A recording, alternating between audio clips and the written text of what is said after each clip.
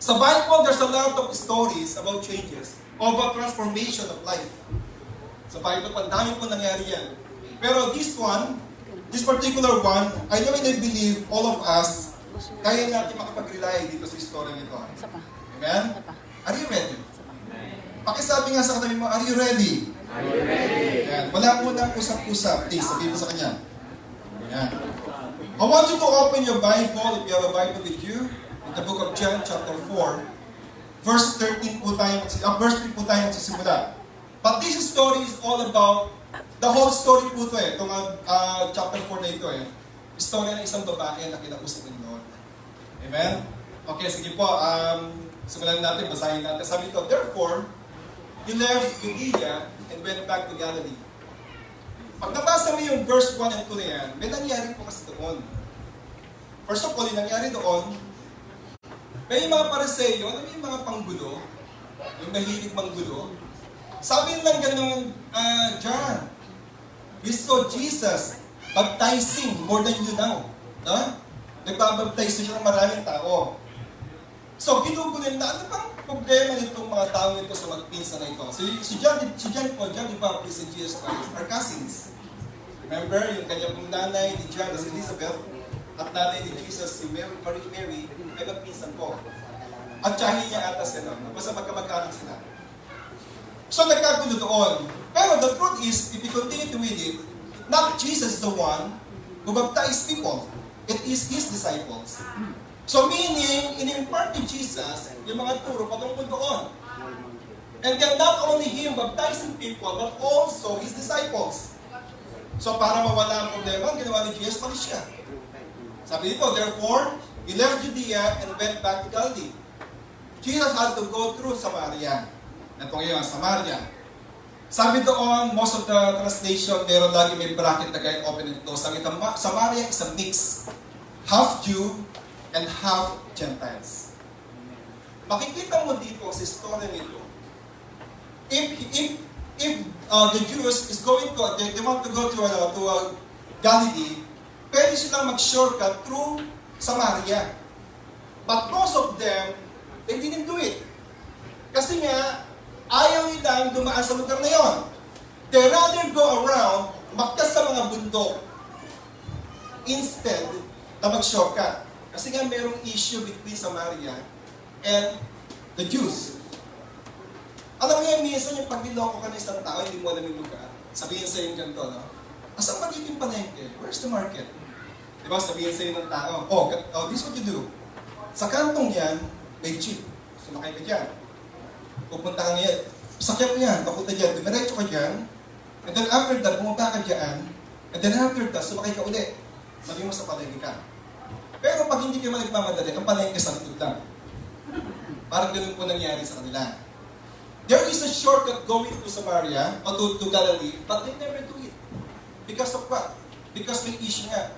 Mixed half Jews and half Gentiles ang Samaritan. What happened, they don't want, sabi na, ang pure Jew kasi, siya po kasi yung sinasabi na, we are the chosen people. Ang nangyari po ngayon, na-mix.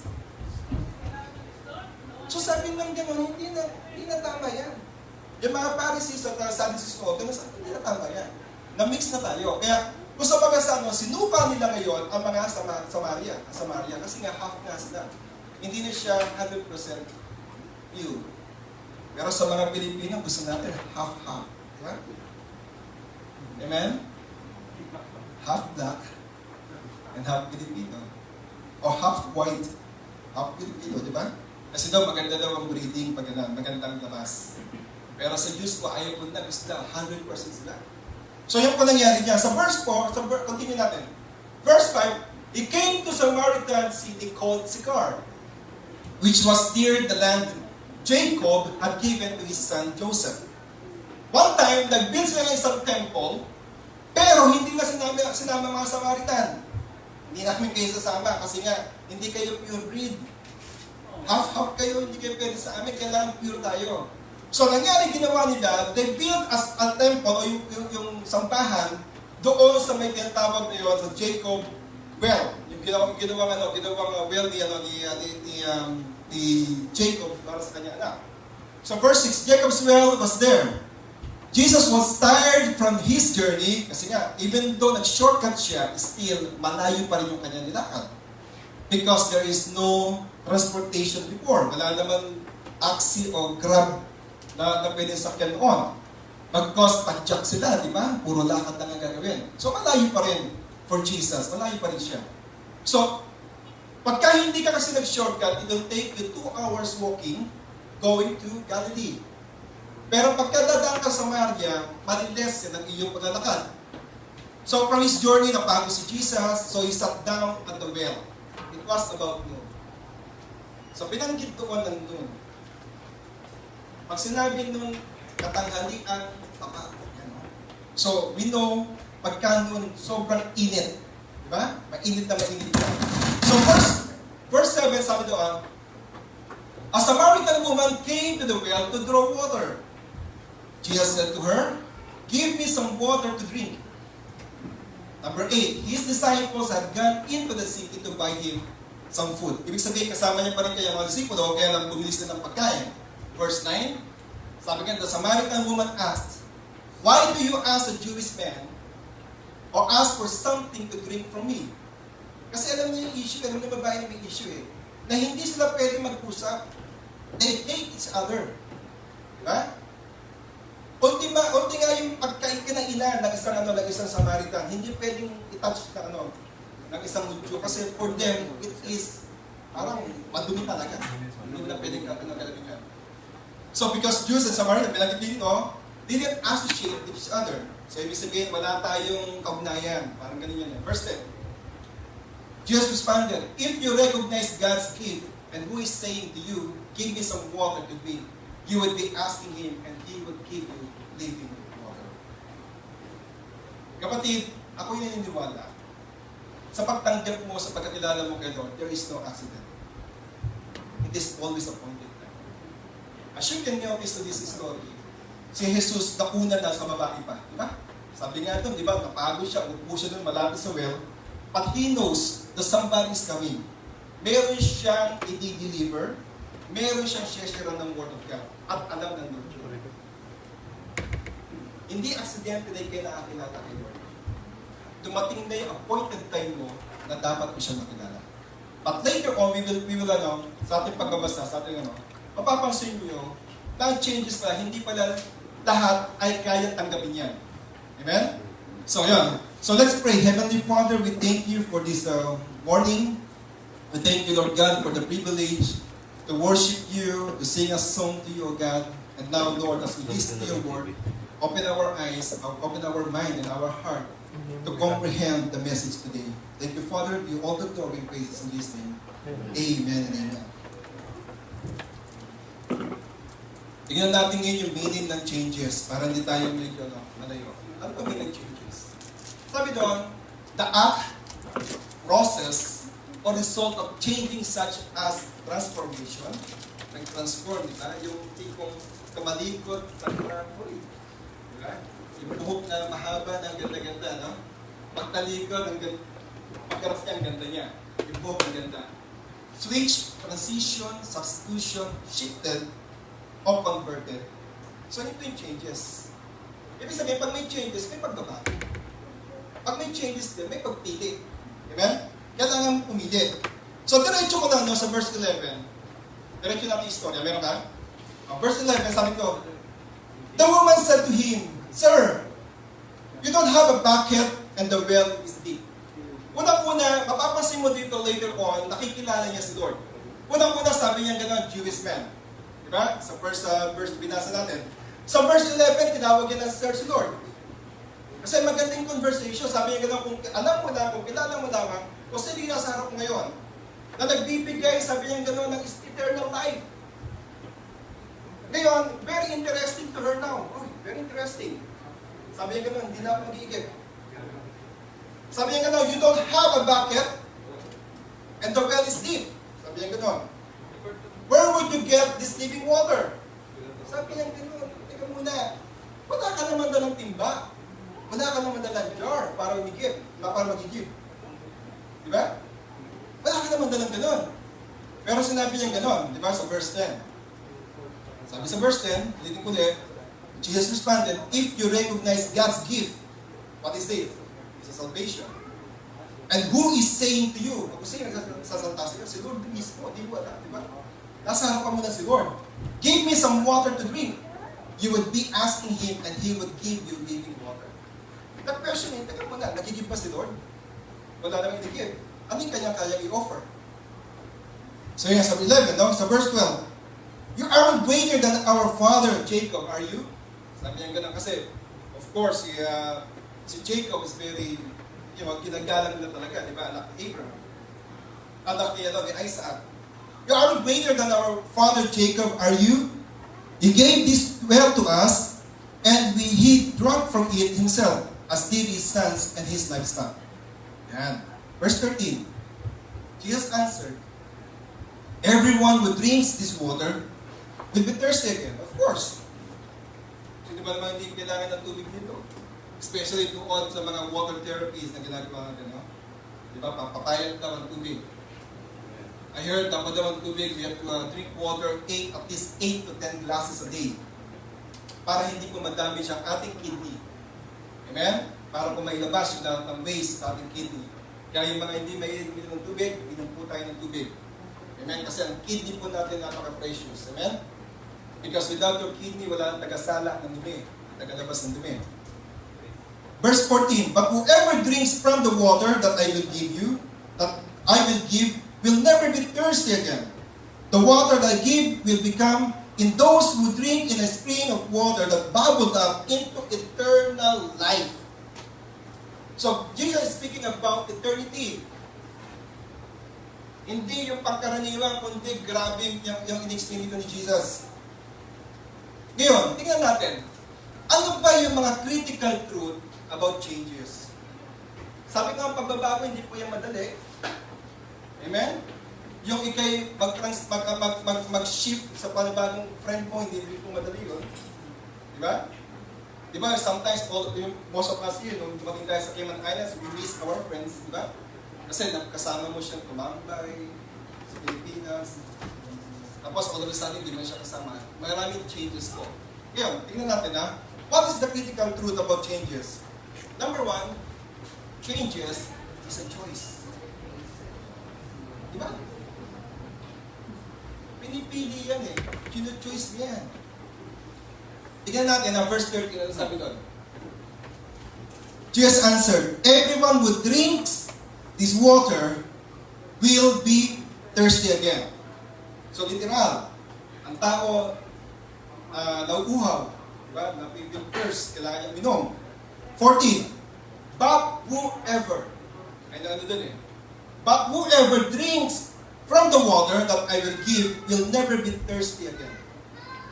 Sabi ka lang, pero kung sino man, yun eh, ay Tagalog, di ba? But whoever, kung sino man, ang iinom, sabi niya gano'n, the water na aking binibigay will never be thirsty again.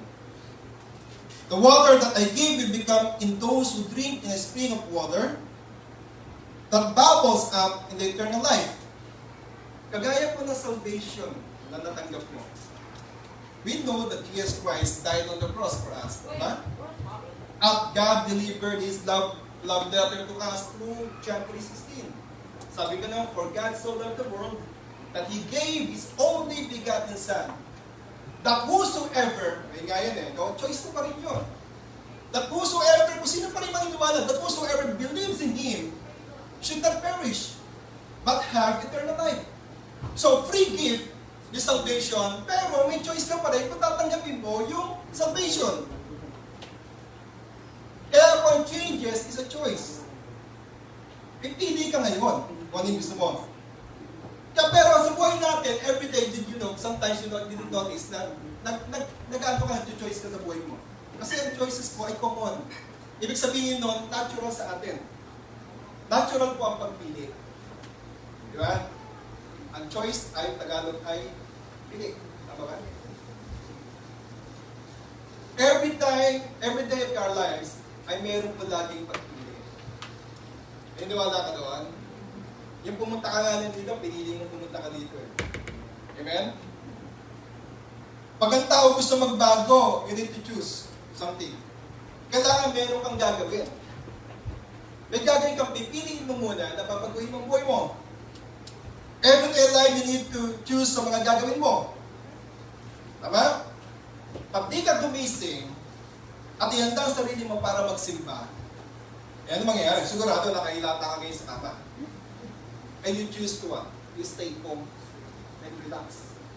Pinili mo na hindi ka bumamon, magbihis para pumunta sa church. Sometimes hindi natin nanonotice, namili pala tayo. Diba? May kinoise pala tayo, may pinili pala tayo. Nakailata ka, pinili mo na di pumunta sa church that day. Pag ikaw naman ay gutom at di ka kumain, ano mangyayari sa'yo? Pinili mo na magutom ka. So every day, our daily lives, meron pa lang pinipili ako lagi. Pag gusto mong mabago ang buhay mo, piliin mo na magbago ka. Hindi lamang sa pagsasabi na, I want to change. Hindi naman pantik pag mabago ka. May pinipili ka. May babaguhin ka, may tatanggalin ka sa buhay. Para kayo mabago. Amen? Number 2. Di ba? Choices are crucial. Masyadong crucial po ang choices. Why? Mahalaga kasi po. Yung choices mo mahalaga. Verse 14, but whoever, sabi ka na no, drinks from this water, from the water that I will give will never be thirsty again. The water that I give will become in those who drink in a spring of water that bubbles up into eternal life. So crucial din po yun, yung pagpili mo. Yung pagsagot nga lang sa iyo ng iyong kasama at yung kinikirot yan, crucial sa kanya yun. Diba? Sometimes there's a choices. Minsan, 10 kayo ng niligaw. Imagine ikaw ang pipiliin. Crucial sa kanya yun. Tapos nagkamali pala. Pambihira. May 10 pa sana akong pagpipilian, ikaw pa napili ko. Nagkamali ako sa'yo. Crucial. Tama. Yung pagpunta mo dito sa Kimalaan is also crucial. For example, meron kang magandang trabaho sa Pilipinas. Crucial yung choices, di ba? Ano ba, pupunta ba ako? Hindi. O sabihin sa inyo yan, palit na ngayon, $60 to. 60 pesos o $1. Pero hindi naman explain sa iyo, mahal pala ng bili. Yung 1,000 mo palang kikitain, pambayad na ng utang. Eh, maluho ka pa. Gusto mong pambili ng ganito, wala na sabi ko. Pag uwi mo ngayon ng Pilipinas, kang may pera. Pero the truth is, wala na ipon. Wala na ipon. Choices po yan. Minsan po, crucial ang pag-choose, diba? At minsan nga, yung pag-toko ng babae sa during the wedding, is crucial sa kanya yun. Imagine, sasamahin niya yung katabi niya for the rest of her life. Pag sinabi niya, yes, I do. Di ba, minsan nga, may bandang huli, may umaayaw pa, di ba? Bila na lang, hindi nasagot ng bila lang tatakbo, di ba? Ayaw niya. Why? Kasi crucial po talaga ang choices. Pero meron pong dalawang classification ang verses na tinatawag natin. Meron pong temporal at meron din pong tinatawag na eternal. Ano yung temporal? Sabi nga na, di ba? Water came from Jacob's well. So, ginawa ni Jacob yung well na yun para sa kanyang lahi, para meron ng tubig. So, those are temporal. Kailangan mo kasi, pag ikay nakuhaw, kailangan mo minom. Amen? Pag ikay nagutom, kailangan mo kumain. Kasi pag hindi ka kumain, hindi ka minom, kamatay ka. So, natural needs po yung water. Amen? Yung parang mga bagay na binibigay ng mundo ay mga panandalian lang. Yung kaligayahan mo ngayon, panandalian lamang yan. Alam mo yan, yung pagka meron kang isang bagong bagay, di ba? Yung excitement mo, talaga namang grabe, no? Pero panandalian din po yun. For example, nagkaroon ka ng bagong new car. Bagong kotse mo, wow. Ang sarap. Diba? Gigising ka na maaga para himas-himasan siya. Ipias ganun, di ba? Diba ko dito, ha? Yung mga may bagong kotse dyan, himas-himas. Tapos bilang na nagkaroon ng scratch. Diba? Samahan ng loob mo, diba? Parang gusto mong isoli sa bilihan, eh. Diba? O kaya yung somebody na nag-park ka, hindi nag-ingat, binuksan yung pinto. Parang gusto mong something na gawin sa tao, eh, no? Temporal. Yung boyfriend mo ngayon, o yung asawa mo ngayon, tamang kasal, tamang boyfriend, exactly. Temporal. Later on, meron ng misunderstanding, meron ng away-away, di ba? Sabi niya, hindi, Pastor, kailangan po talaga may awayan para po maganda po. Di ba? Lahat temporal. Yan. Pero yung ino-offer ng Lord ay eternal. Ito yung ino-offer niya ni Jesus sa Samaritan woman. At ngayon din, ino-offer din ng Lord sa atin ang eternal love. Amen? So, praise God, no? Ngayon, habang their conversation, habang mahaba yung pag-uusap, na-convince yung babae. Eh, grabe, syempre si Lord. Sabihan ka pa naman ng ganito, yung buhay. Patungkol sa buhay. So, na-convince siya yung babae. Sabi sa verse 15, the woman said to him, Sir, give me this water. Ano ba? Yung pagkakilala niya kay Lord, tumataas. Yung una, Jewish man lang. Ngayon, tinawag niya ng Sir si Lord. Sabi niya, Sir, give me this water so that I will never be thirsty and will never need to come here to draw water. Tama nga naman, ha? Kasi po, ang trabaho po ng babae noon, they're not working. Plain housewife sila. At yung pag-igib na yun ay nang pangtulong nila talaga. Amen? Kaya yung jar na kapit nila, very important sa kanila yun. Pag nawalan ka ng jar, wala kang pag-igib. No? Kailangan na ng jar na yun. So, sabi niya gano'n, araw-araw, pupunta siya yun. And then you will notice here, binanggit doon, when Jesus was there, it was noon. Tanghaling tapat. Bakit kaya yung babae, tanghaling tapat nagpunta para mag-igib? Remember, pag babasa yung istorya, sabi niya gano'n, sabi ni Jesus dito, o sige, dalhin mo yung asawa mo.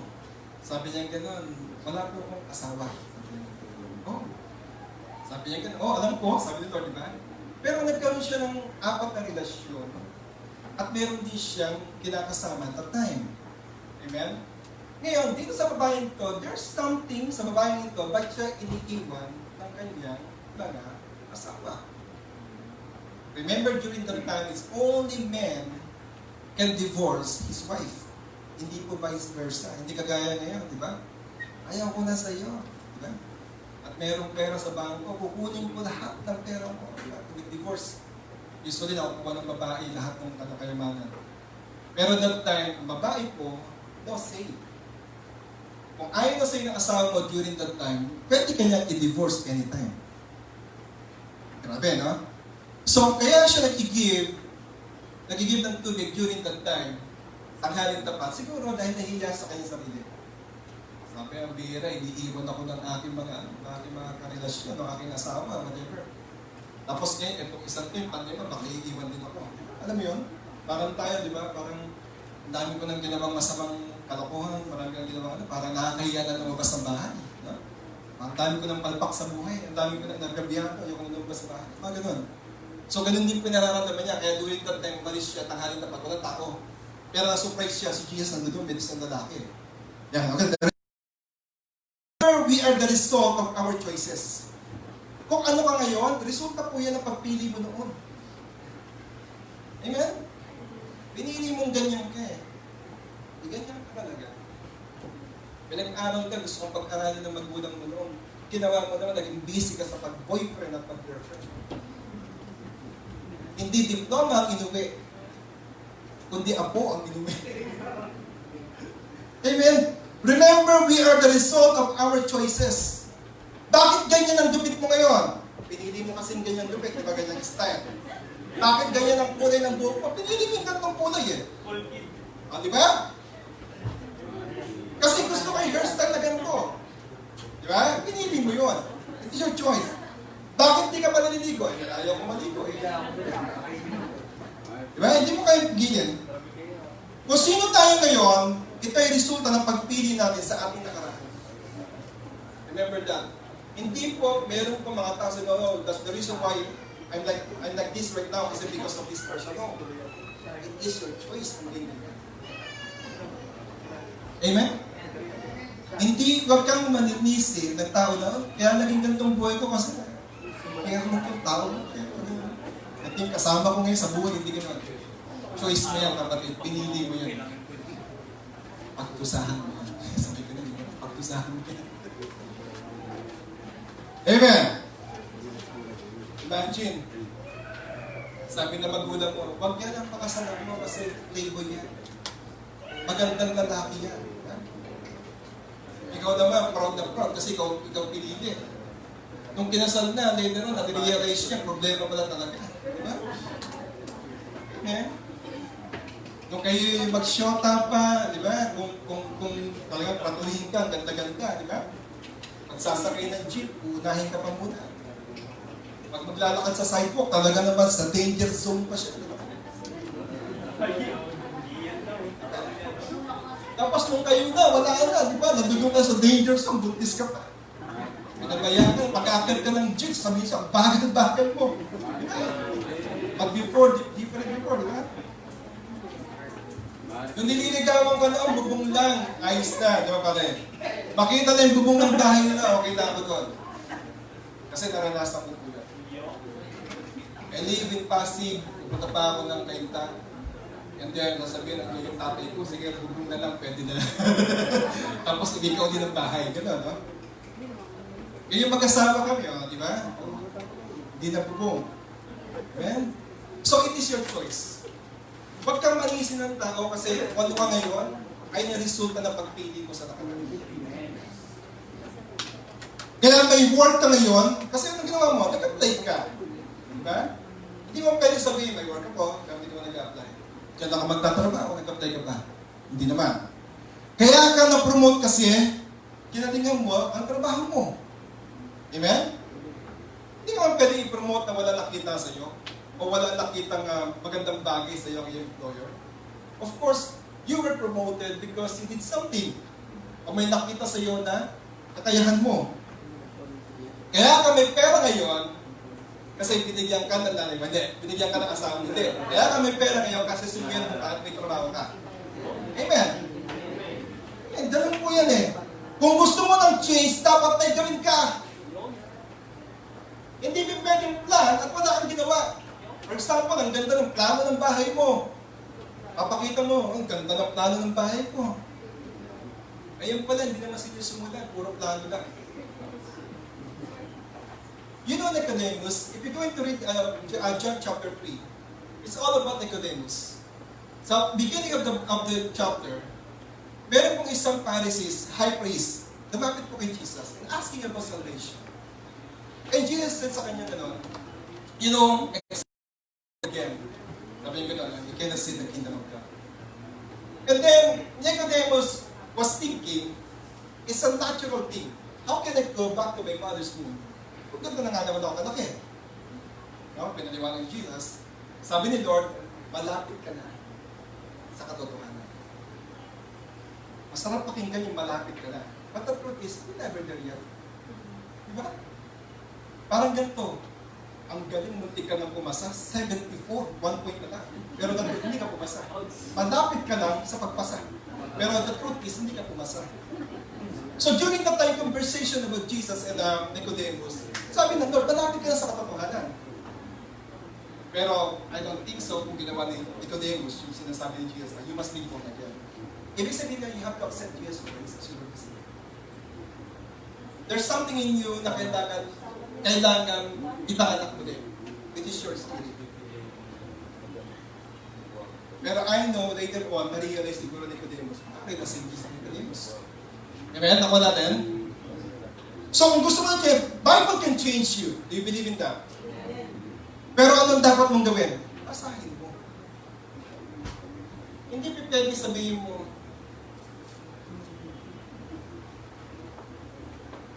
save na ako ha, save na ako. Pwede ka lang ba? Promises mo, nandiyan ha. Take you sa promises mo. Hindi pwede ka lang. All you have to do is read the Bible, of course. Di ba? It is like, well, na pwede mong hanapin namin. Kaya hindi pa pwedeng tulugan mo pa siya, di ba? Sigla ako. Pwede ka lang. O kaya, kabisado ka na. Bakit? Pinadugan ko na yung Bible eh. Hindi po gano'n. You have to read the Bible in order for you to be saved. So, kung mabago ang buhay mo. Kung magtanong ako, sino nagbabasa ng Bible? O huwag na yung taas. Baka konti lang magtaas eh. Sino nagbabasa ng Bible? Amen. Hindi, taas ang kamay. Yan. Amen. So, praise the Lord. No? Bible can change you, pero dapat meron kang gawin. You have to read the Bible. listening to the word, it will increase your faith. Because sabi ko sa Romans, di ba? Faith cometh by hearing and hearing the word of God. Pero for you, para matuklasan yung pangako ng Diyos, it is your turn to read the Bible. Turn mo para naman basahin ng Bible. Yan, amen, no? Gusto mo magbago ng buhay, dapat may piliin kang tama. Kasi minsan may nagbabago, pero doon pa rin siya sa mali nagbabago. Hindi pa rin niya nababago yung kanyang pagbabago. Puro pagbabago, di ba? Amen? Pangalawa, ano ba yung crucial truth about change? Number 2, change is challenging. Challenge po yan, yung pagbabago. Sa totoo lang. Minsan, costly pa nga yung pagbabago ito eh. Sabi sa verse 28, the woman put down her jar, her water jar, and went into the city. She said to people, come and see a man who has told me everything I've done. Could this man be the Christ o Messiah? Kita mo ha? During the conversation nila, una tinawag niya si Jesus ang Jewish man. Pangalawa, sir. Yes, sabi niya gano'n, hindi pa siya parang propeta. Siya yung propeta, siya yung Messiah, siya yung Christ. Diba? Habang tumatagal, ay kilala niya. Tapos ay pag-usap niya kay Lord. They left the city and were on their way to see Jesus. Pag nagbabago ka, expect mo na very challenging. Very challenging po ang pagbabago. Dati kang addict.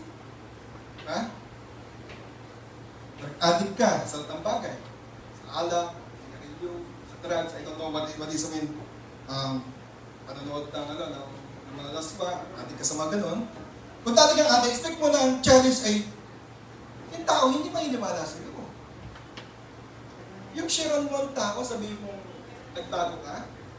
Pagka wala nakitang pagbabago sa inyo, they will never believe you. Diba? Kailangan meron kang pwedeng ipakita na nagbago. Mag-share ka, tapos makikita ka susunod. Bira ito, hindi ka nagbago ito.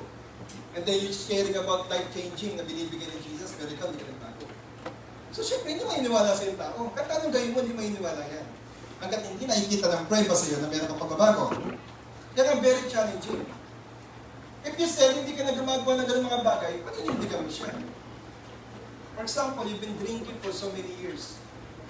Diba? Siyempre, ano yan? Yung katawan mo talaga na sa pag-inom, diba? Hindi mo naman kagad mababago yan. Pero, paunti-unti, if they going to see you na, teka mo na, hindi na siya ganun karami uminom ngayon. At isang tuwing pa rin. Pero later on, nawawala yung pag-inom. And then, I'm telling the truth, right? Pagka in-invite mo yung tao na nakita yung pagbabago sa iyo, sasama ka na sa iyo. Kasi may pagbabago eh. Amen? To be honest with you, mahirap po pagka meron kayo mga vices sa buhay. Pag-inom, pag-inom. Naging addict po ako sa cigarette when I was second year high school. So, sigarilyo na po ako noon. Until I reached college, until third year college po.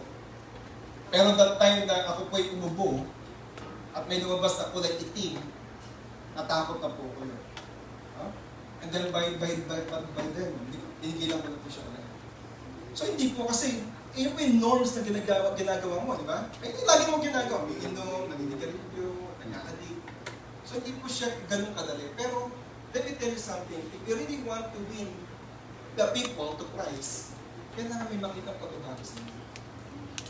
Amen? Sabi mo kasi sabi mo, pagbago ka din, kailangan may pagbabago sa inyo. Sabi mo.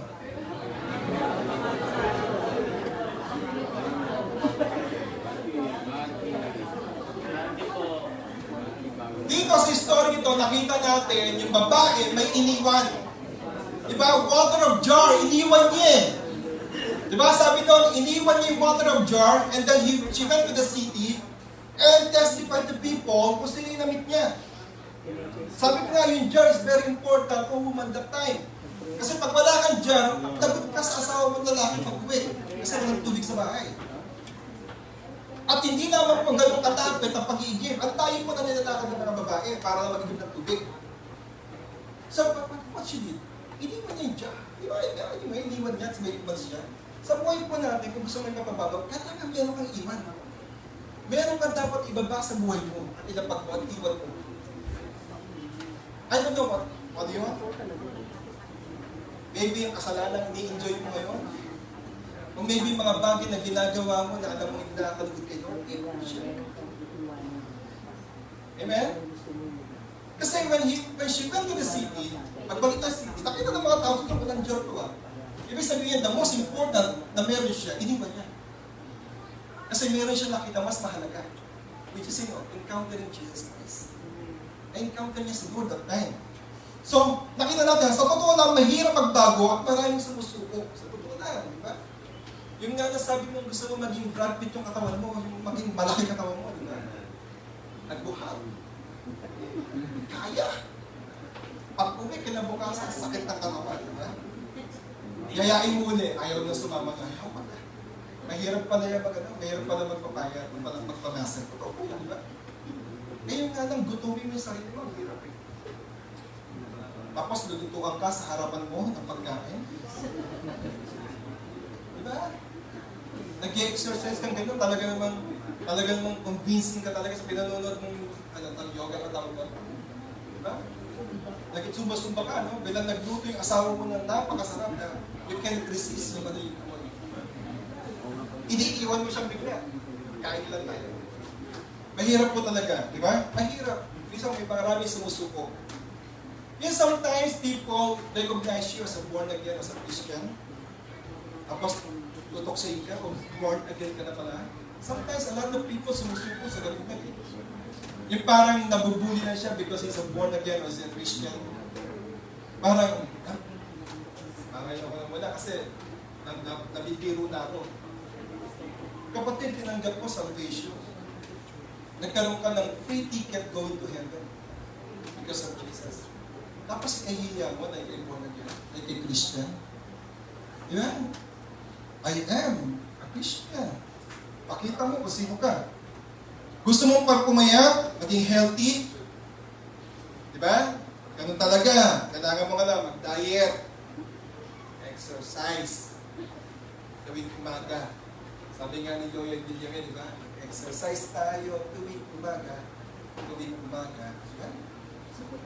Pag gusto mong pumayat, kailangan kumain ka ng damo. Gulay-gulay daw, para daw, diba? Sabi nila kasi, it will stay to your body a few hours lang. Okay na naman, diba? Unlike meat, pag kinain mo, matagal sa tiyan. Diba? Kailangan mo mag-exercise, kailangan mo mag-ganito, gawin na ito. Mag-diet, uminom ng pills, diet pills, para lang pumayat ka. Amen? Alam niyo ba mayroong bansa sa Africa, na pag payat ka, pangit ka, at pag mataba ka, maganda ka?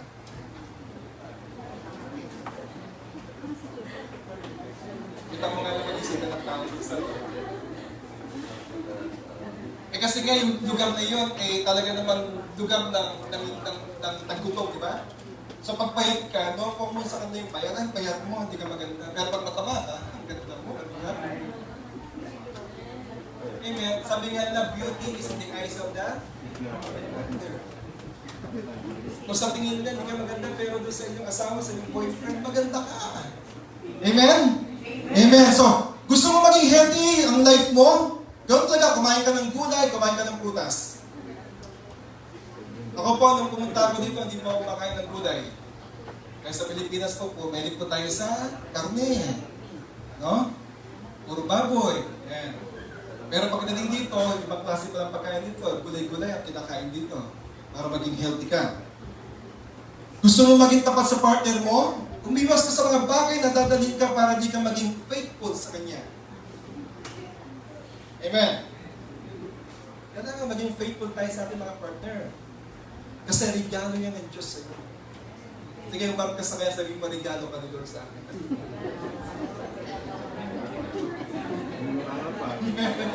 Amen, di ba? Gusto mo magtino, pero ayaw mong gawin yung tama. Sabi mo, Pastor, gusto ko na magbago talaga. Pero hindi mo naman ginagawa yung tama. Puro ka lang doon sa malapit na, pero totoo lang, hindi pa rin malapit yun. Hindi pa rin totoo yun. Tingnan natin dito ha. Mayroong pagbabago sa kanyang priority na. Yung babae ito, yung Samaritan. Mayroong pagbabago sa kanyang priority. Verse 28, sabi niya, the woman put down her water jar and went into the city Tapos diba? She said to the people, "Come and see a man who has told me everything I've done. Could this man be the Christ?" Alam niyo ba yung pagtawag kay Elijah? Grabe pa yung pagtawag kay Elijah. Si Elijah po isang propeta ngayon. Pero siya po dati, ang trabaho niya ay farmer. Pamilya po nila ay family of farmers. So meron silang ox din na ginagamit sa ating kalabaw, sa ating carabao. Carabao sa atin, ha? But during that time when he was called by God, ganda po, nagtatrabaho po siya during that time, nag-aaral siya. And then Elisha came, manunas sa kanya, dumaan sa kanya, sabi niya sa kanya, "Follow me." Kita niya changes ginawa niya, yung priority ginawa niya, grabe ginawa niya. Ang ginawa niya, iniwan niya yung oxen. Ito pa ginawa niya. Kinatay niya yung oxen ng tatay niya. Tapos yung pang-araw, ginawa niya panggatong, kinatay niya. At nung kinatay niya, binigay niya sa kanya mga neighbors. Grabe yung kanyang priority, di ba? Imagine, pinagkakabuhayan ng pamilya niya. Siguro pag uwi ng nanay, natatay niya, asan na yung ating kalabaw dito? Nawala na. Kinatay, binigay niya. And then, he followed Elisha. Naging successful siya ni Elisha. So, ganun po. Changes is challenging kasi iaalis ka sa mga nakasanayan mo. Masakit. Inihiwalay ka sa mga bagay na nakasanayan mo. Amen? Mag-aasawa. Dati, wala kang pakialam, kumain ka lang, di ba? Ibusan ng kaldero. Sasanto ka ng ng kanin, kakain ka. Ngayon, iba na po ngayon. Kailangan antayin mo pa muna siya bago kumain. Di ba? Sabihin nyo hindi. Gutom ka na, pero inaantay mo pa rin siya umuwi kasi kakain kayong dalawa, sabay kayong kakain. At pag hindi mo naman ginawa niyo, sigurado outside ko lang buka. Amen? May mga bagay na ginagawa mo noon ay hindi mo na ginagawa ngayon at napakahirap po. Yung ganyan may anak ka na, may anak na, no? Yung ultimong isusubo mo na lang, iniisip pa yung anak mo. Amen? Ang hirap po na dati wala kang pakialam. Sige, uwi ka na madaling araw. Ngayon, kailangan umuwi ka na maaga kasi may nag-aantay sa iyong pamilya. At gagawin ng asawa, gagamitin yung anak, sabihin, uwi ka na kasi hindi matutulog si Tukol. Nagkati ka katabi. Sige ka, mapupuyat, hindi makakapasok sa school. Uwi ka na yun, di ba? Yung mga ginagawa mo ng party-party noon, ngayon wala na. Why? Kasi meron ka ng obligasyon.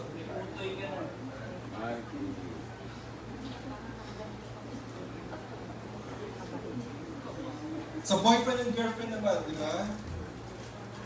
Dati weekend lang, wala ka nang pakialam yun. Kailangan pa sumundo. At minsan, pag sinundo mo, kailangan kumain pa kayo sa labas. Ganun yun, ha? Samantalang nung single ka, talagang save ka ng money. Kaya pag sumundo ka, kailangan kakain pa kayo sa labas.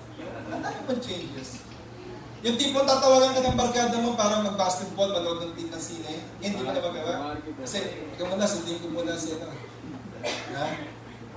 Tapos pag nagpaalam ka, sabihin sa'yo, hindi pwede, di ba manonood tayo ng sine? Ang dami po changes na nangyayari. Amen? Sabihin mo, hindi ako yon. Nagtatabi ko yon. Sabihin mo.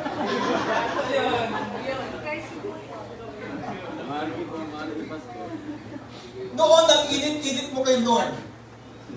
Tapos, all of a sudden, nakalimutan mo siya. Parang ganun yan. Nakalimutan mo siya dahil you're in the peak of your success. And then all of a sudden, tinira ka ng kalikasan ng iyong health. Ano nangyari? Balik ka kay Lord, di ba? Lord, tulungan mo ako, help me. If you're going to give me a chance, I will serve you. Di ba?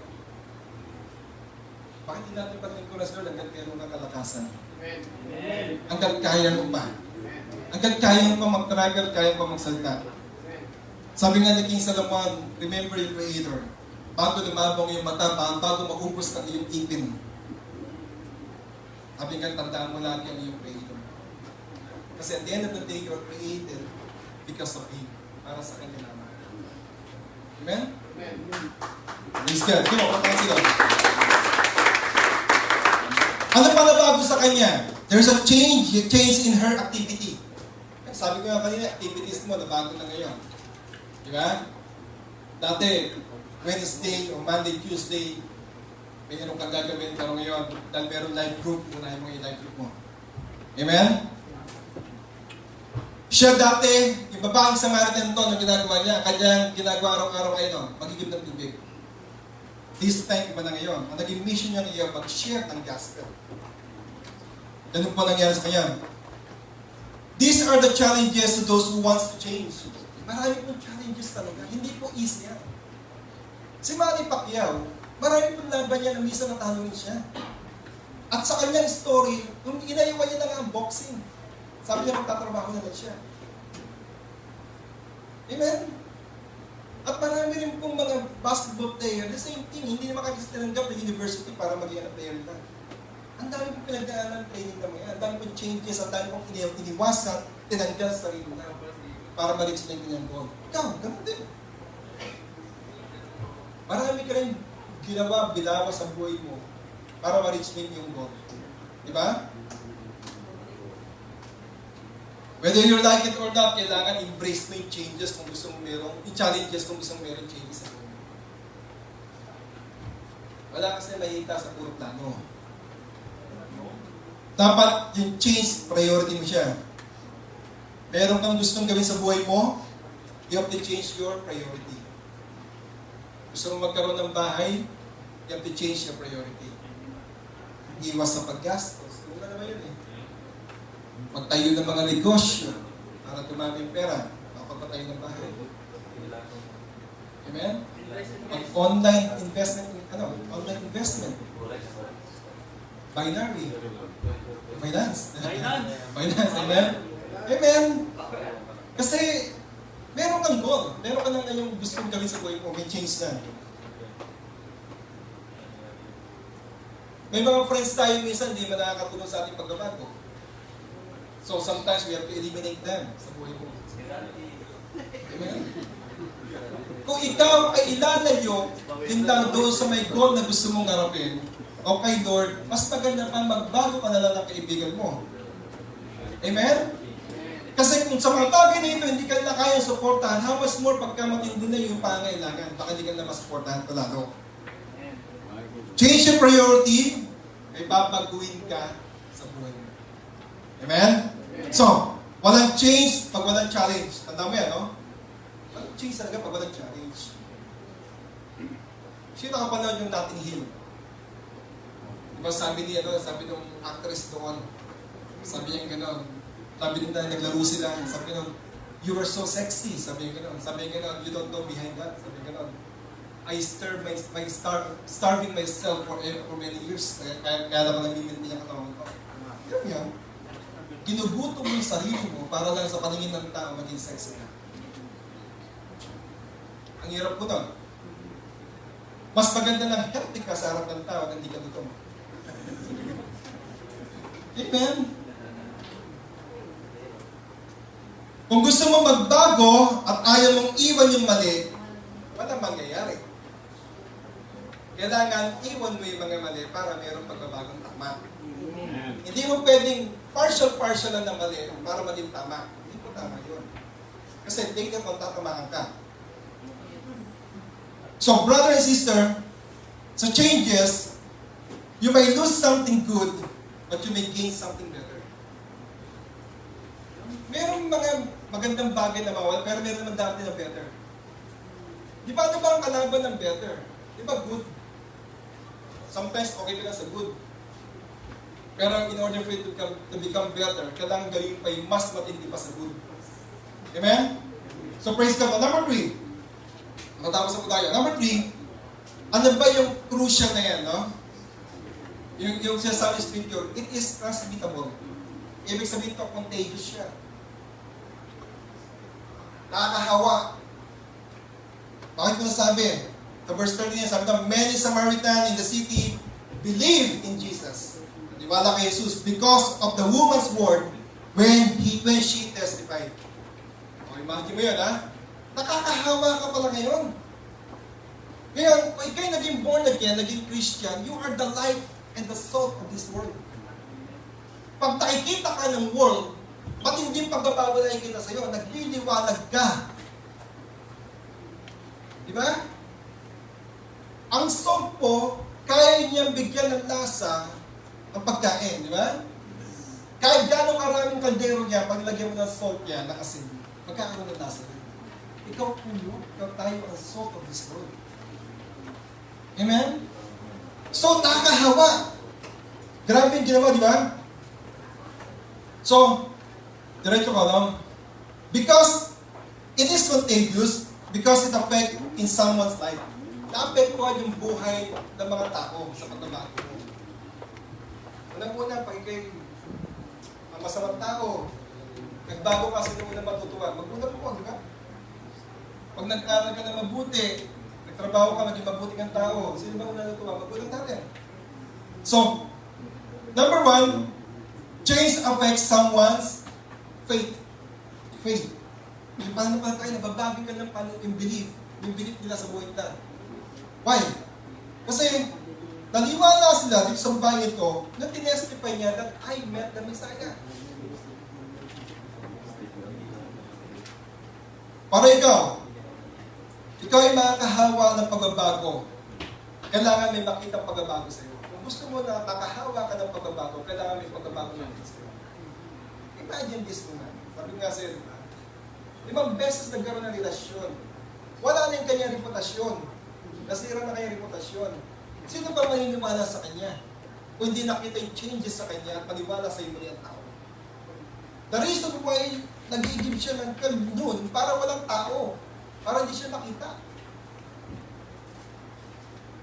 Nag-share siya, no? Nag-share ka dati, pero walang conviction yung sharing mo. Kasi nga, wala nakita sa'yo. Amen? Pag walang nakita sa'yo, bakit ano ba ako sasama sa'yo? Ganun din naman ang gagawin natin. Walang pagbabago. Kailangan may makita, kapatid. Kita mo, pasanin may mga nagbago. Isang salita lang, isang yaya lang, sumasama yung tao. Amen? Subukan mag-share at gumagawa ka rin ng mga kalokohan, nakikita lang ginagawa ng kalokohan, hindi sasama sa iyo yan. Pero pag may nakita sa iyo pagbabago, sasama sa iyo. Amen? So, number 2, it can change someone's faith. O yung tinatawag na destiny. No? Yung destiny ng buhay, nababago. Bakit ka mo? 42. And they said to the woman, we no longer believe because of what you said. Sabi niya, hindi lamang kami naniwala dahil sinabi mo sa amin patungkol din sa may Misayang ito. For we, sabi niya we have heard ourselves and now and know that this one is truly the Savior of the world. So na-convince po sila na bago yung kanilang pananampalataya, at the same time, later on, pag nasa church na, marirealize na hindi lang kami naniwala sinabi mo, bagkos na-experience na namin yung na-experience mo. Nababago ngayon yung destiny ng kanilang buhay. Amen? Ako ba natin? Nagbago ang destiny ng mga tao because of what this woman's testimony. Mababago mo ang isang tao pagka meron kang testimony ng buhay mo. Sharing the gospel is easy. Your own testimony will convince people to come to Christ. Paul, si Apostle Paul, ayun lang po ang kanyang tools na ginamit. Wala naman siyang ginamit ako na ba. When he's sharing the gospel, it's about Jesus. Nung siya po ay nasa may court na, ganun pa rin po ano yung ginamit niya sharing noon ay hindi pong ginamit niya about Jesus. How he encountered Jesus. At kung paano binago ni Jesus ang kanyang buhay. Ayun lang po ang sinabi niya. Yung karap niya sa Agrippa, ayun lang po sinabi niya. Kung ano yung testimony niya noon, hindi lang. Kaya kapatid, kung ano yung testimony mo, kung ano yung ginawa sa ng Lord, ayun lang, enough na para mag-release ng tao. Amen? Amen? Pag-isabi ka, ayun ang good testimony.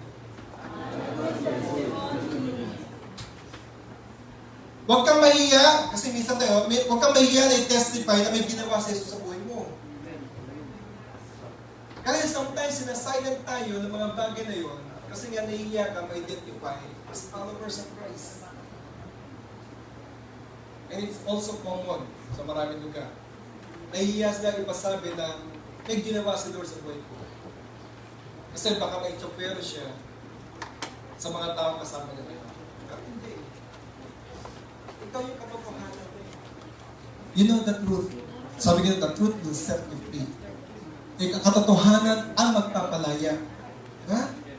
Alam mo na yung katotohanan. You have a tools. You have a testimony to share. So use it to convince people for Christ. Mahirap po mapunta sa impyerno. Ibang tao nga sabi ka na, iba itong buhay na ito, impyerno. Hindi pa po impyerno yan. Basta hindi pa impyerno sa buhay na nararanasan ng Panginoon. Yung mapasok ka nga lang ng luncher, yak-yak ka lang. Ang impyerno po, tumatagos hanggang naman, hanggang buto, at hindi ka namamatay. Ang problema doon. You feel the pain, however, hindi ka namamatay. So, yung pain continuous lang sa buhay mo. Habang ikaw'y lumalamoy sa lumalagabdab na apoy ng impyerno. Amen? Kaya wag po natin i-joke ang hell. Kasi hell is true. Totoo po ang hell. Huwag kang mahiya kung ang buhay mo ay dating ganyan. Kung meron kang nakaraan. Kahit di ka pa perfecto. Iba kasi, Pastor, atin ako pag perfect na ako. Ako pa atin. Pastor, mag-share ako pagka perfecto na buhay ko. Ito ako mag-share. Yung babae na hindi naman perfectong buhay niya. Di ba? Na-encounter niya lang si Jesus. And enough para i-share niya kaagad. But she's not perfect. She had a relationship, relationship. At meron pa siya ngayong kinakasama. Hindi siya perfecto. Pastor, babaguhin ko muna yung buhay ko para bago magpagamit kayo. Ano magpapagamit kayo? Hindi pa po kasi perfect ang buhay ko. And everyday, may ginagawa tayo hindi maganda. At minsan, nagkakasama, hindi natin nakakita. Remember, we are saved by grace. At sa awa yan, awa ng Diyos. Naawa sa atin ng Diyos. Yung love story ng between Father, God the Father, God the Son, sinama lang tayo doon. Nagmamahalan sila mag-ama. At sinabi niya gano'n, mahal natin ng tao, di ba? Yes, sige anak. Ikaw ang magiging anak na yung kabayaran ng kasalanan. Tayo ng cross. Tutusin, okay na naman sa kanya na tayo kung tayo ng kaya. Pero hindi. Mahal tayo ng Diyos. And if you want to experience that love, hindi mo na ma-resist na hindi i-share ang gospel tayo dito sa pagkunan. Amen? Huwag kang mahiya sa present na nangyayari sa buhay mo ngayon kung yung ginawa sa Lord. Share it. Share mo kahit sa mga tao kung yung ginawa sa ng Diyos. Kasi hindi mo alam kung sino yung maapektuhan ng pagbabago niya. Who knows, di ba? Sa iyong testimony, marami pala nabago ang buhay. Because of changes na nangyari sa buhay mo, hindi mo alam, ikaw pala ay naging instrumento para mabago yung isang tao. Di mo alam kung sino ang mahahawa sa'yo. Diba? Kung sino yung sasama sa'yo para sabihin nila, sino ba yung Jesus na change ng buhay mo? I will come. Gusto ko rin maranasan siya. Di mo alam yung someone is waiting on your life-changing story. Hindi mo alam, binabantayan na pala yung buhay mo and later pa sasama sa'yo. Grabe itong tama pa nagtago talaga. Diba? Alam mo yung dati kang palaaway. Diba? During that time, nung high school kami, di ba, yung sasali ng mga fraternity na ganyan. No? I joined once sa fraternity. Kasi hindi ko rin alam, kasi pinupuyod ka pagka hindi ka sumali, di ba? Sali ka ngayon. And then later, sabihin sa'yo na ganito namin leader, na isang leader namin, kaya nayawag ko. Kasi alam ko, masisira ang buhay ko doon. Amen? Hindi mo alam kung sino nakatingin sa buhay mo at binabantayan ka later on, kasama sa'yo. Sabihin lang ka na, I want the changes na nangyari sa buhay mo, mangyari sa buhay ko. Grabe po yun. Kapatid, let me encourage you today. Someone is waiting na marinig ang love story ni Jesus. Paano ka binago ni Lord? Alam mo yun, yung meron kayong love story ni Jesus. Your Savior, your Lord. At meron kayong talaga namang fellowship to each other, ayun po yung maraming inantay ng tao. Kapatid, gagamitin ka ni Lord para mabago ang buhay ng iba. Tandaan mo yan. Kasi hindi naman niya pwedeng gamitin ng bato para magsalita at mag-share ng gospel. The Lord is going to use each and every one sa tayo po na. No exemption. Gagamitin ka ng Lord. Pastor, hindi po marunong magsalita. No? Ginamit po yan ang dahilan ni Isaiah. Ginamit din yung dahilan ni Jeremiah. Pero ano sinabi ni Lord? Lagay ko na sa bibig mo o di sasabihin mo. Amen. Pagka ikay willing na mag-share, ilalagay ng Lord yun. Hindi ko po alam ano sabihin ko. Use your testimony. Amen? Maraming gustong makinig sa iyong life transformation. Yung pagbabago mo. Para po yung isang uod. Ang uod po, pangit talaga. Di ba? Di ba? Parang nakakadiri. Marami siyang palapalahipo. Pero habang tumatagal, di ba? Gumaganda siya. Ano yung uod? Gumaganda siya. At then later po, nagiging butterfly. Now, yung butterfly na napakaganda, iba-ibang kulay. Parang ganun po yan. So, umpisa ganun ka, pero later on, nagiging butterfly ka rin. Amen? So, praise the Lord. From the start of the story, nakikita mo dito, si Lord pala, hindi aksidente na init ka. The Bible said, in John chapter 4, Jesus was waiting for the Samaritan woman. Nauna na siya dun eh. Amen? Nauna na siya, at pagdating ng Samaritan, doon niya sinira ng Samaritan woman. Sa blessing po natin, nauna rin ang blessing natin. Alam niyo ba yun? Papunta ka pa lang, andun na yung blessings mo. Papunta ka pa lang, planado na ni Lord. Amen? So, marami pong binangga si Lord at sinira dito ng mga laws patungkol dito. Unang-una, yung babae, dapat hindi sila maging, di ba, wala silang, hindi sila pwedeng magharap ang Jews sa mga Samaritan. Pinaggamit ni Jesus. Parang tayo, makasalanan tayo, namatay siya sa krus ng Kalbaryo. Pangalawa, ang mga lalaki po hindi pa nakikipag-usap sa mga babae during that time. Kasi ang tingin nila sa mga babae, parang aso naman. Walang halaga ang babae doon. Ayaw na sa'yo, kapalitan ka. Amen? Pangatlo, si Lord, wala siyang pakialam kung ano sabihin ng tao. Makikita mo dito na napaka-importante kay Lord ang isang kaluluwa. Kaya siya nandoon kasi may pera siyang gagawin, may plano siyang gagawin. Or else, ang gusto ni Jesus talaga, kung yung mga bagay na hindi normal, ginagawa ni Lord di ba?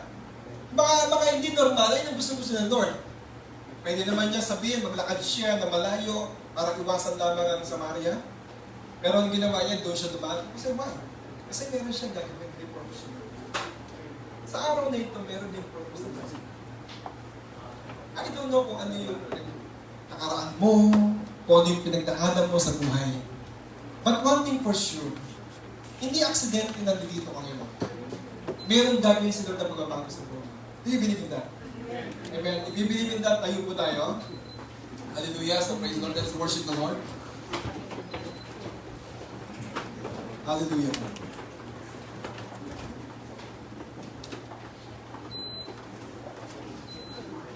Kagaya ng pag-encounter ng Samaritan woman ito kay Jesus, marami pong nagbago sa kanya. And I believe, nung na-encounter mo si Jesus, meron na bago sa buhay mo. Jesus is the life changer. So yung nagpabago ng buhay. Hallelujah, Lord God. Sa tingin mo, sa buhay mo, wala ka nang hinaharap, wala ka nang mukhang may harap sa tao dahil sa mga nagawa mo, dahil sa pagkatao mo, pag kay Lord ka humarap, babaguhin ng Lord ang buhay. Babaguhin ka niya, He will transform you, your life into something worth. If you want your life na maging kagaya ng Samaritan woman na ito, bumalik yung confidence mo sa sarili mo, gusto mo maging tama yung pagpili mo, at gusto mo mag-change ang kalagayan ng buhay mo kagaya sa Samaritan woman, if you are that person, don't you encounter Jesus again? Once and for all. Because by encountering Jesus, there will be a lot of changes in your life. Hallelujah. Let's sing a song.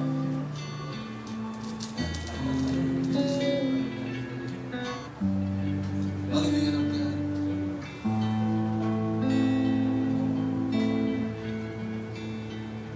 Jesus at the center of it all. Hallelujah. Come on, declare it. Jesus at the center of it all. From beginning to the end, it will always be, it's always been you, Jesus.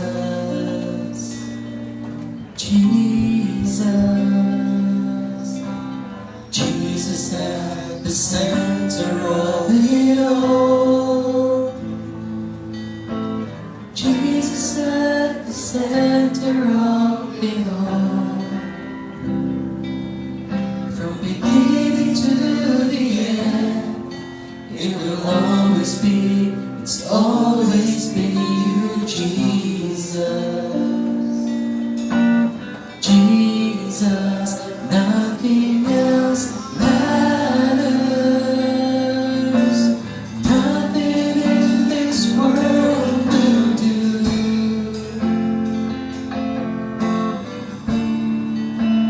Jesus, you're the center. Everything revolves around you. Jesus, you at the center of it all.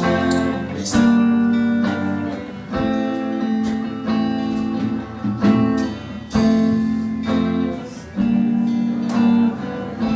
Come on, make it personal song.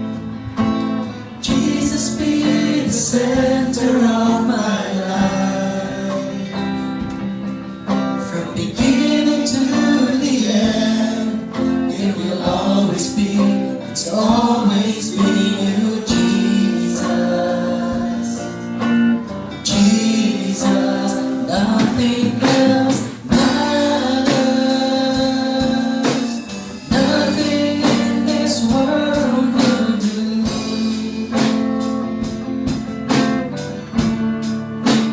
Jesus, you're the center. And everything revolves around you. Jesus, you. From my heart to the heavens, Jesus be the center. It's all about you. Yes, it's all about you. From my heart to the heavens, Jesus be the center. It's all about you. Yes, it's all about you. From my heart to the heavens, Jesus be the center. It's all about you. Yes, it's all about you. From my heart to the heavens, Jesus be the center. It's all about you. Yes, it's all about you. Come on, without the music. Make it personal song. Sa buhay mo. Jesus at the center of your church. Jesus be the center of your church. And every knee will bow, and every tongue shall confess you, Jesus. Jesus. Jesus be the center of your church. Jesus be the center of your church. And every knee will bow, and every tongue shall confess you, Jesus. Jesus, Jesus. Amen. Kung gusto mong muling maranasan yung transformation ng buhay mo, all you have to do is to rededicate your life to Jesus. And at this time, you mean it. Yung parang bang siya na yung buhay mo. No? Sabi sa Bible, everything is created for Him and for Him. Para sa Kanya at tatambagan nito. And you are one of His creation. So we are belongs to Jesus. Amen? Can we rededicate our lives by saying, Lord, thank you for this day. Thank you for the words that I heard. At this time, oh God, I want to rededicate my life to you. I want a life-changing, like this woman in this story. Lord, I open my heart right now, and I receive you as my Lord and my personal Savior. From now on, use my body, use my life for your glory alone. This is my prayer. In Jesus' name.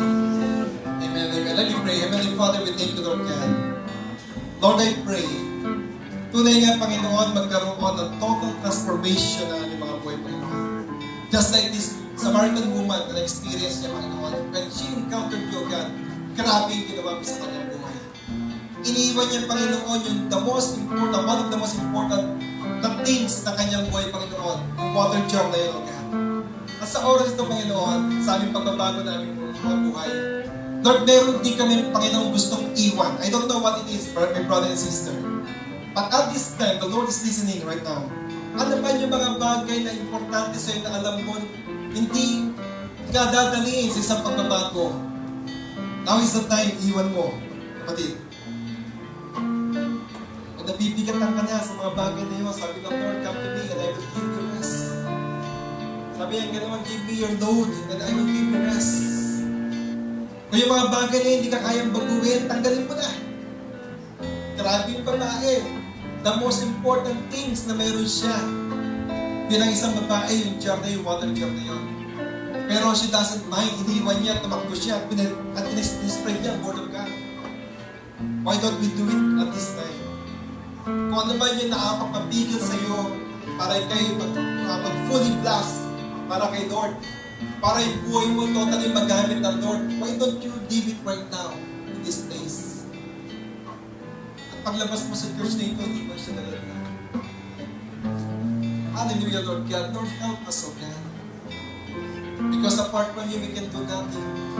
Lord, pag wala ka sa buhay namin, wala po kami magagawa. Ikaw lamang, Lord God, ang dahilan ng aming buhay. Kapatid, to be honest with you, hindi mo kayang baguhin sa sarili mo. Pag ikaw ngayon ay sira, the only person na pwede lang magawa sa iyo ay yung lumikha sa iyo. Lord, ano bang Panginoon yung mga broken right now sa aming mga buhay?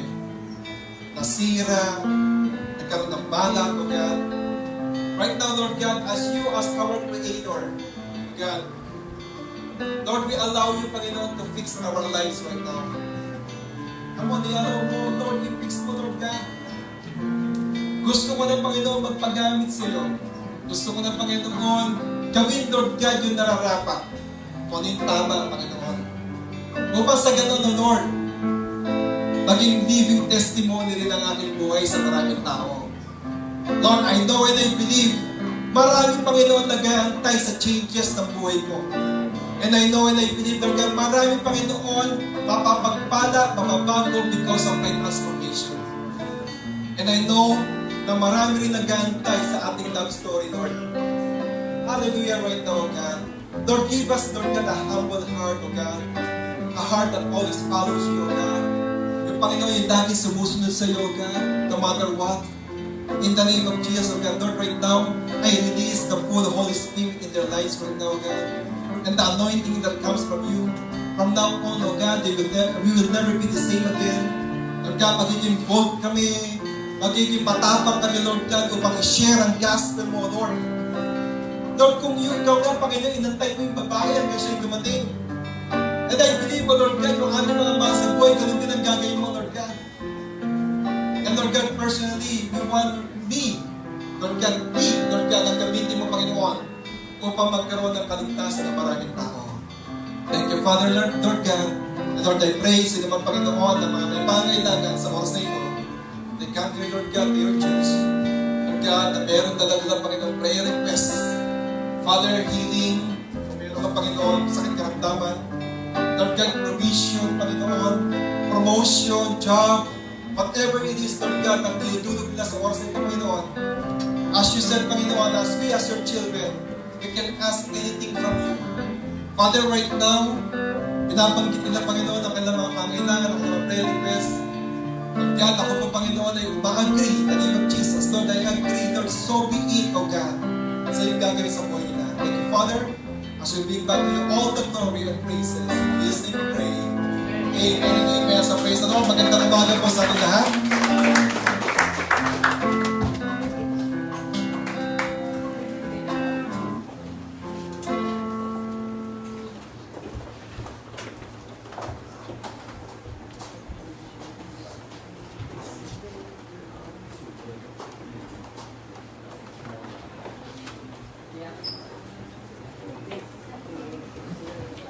Magandang tanghali po sa ating lahat. Anong oras na po? Yay!